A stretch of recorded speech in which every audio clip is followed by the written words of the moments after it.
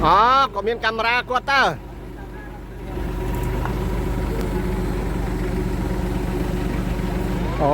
có miếng camera mà quát mới phải anh thọt anh quát đó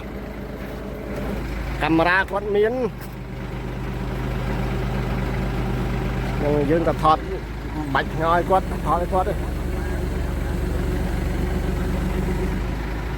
phải rồi nhá đã đòn na đã đâu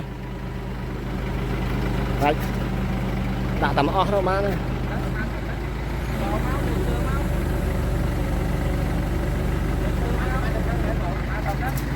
cho thác đòn nó hộp bàn gặp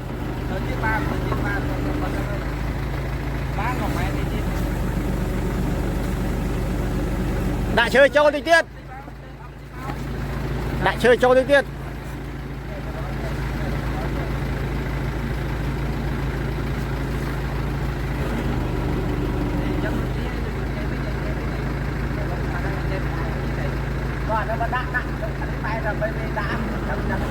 ê đặt luôn anh đặt đăng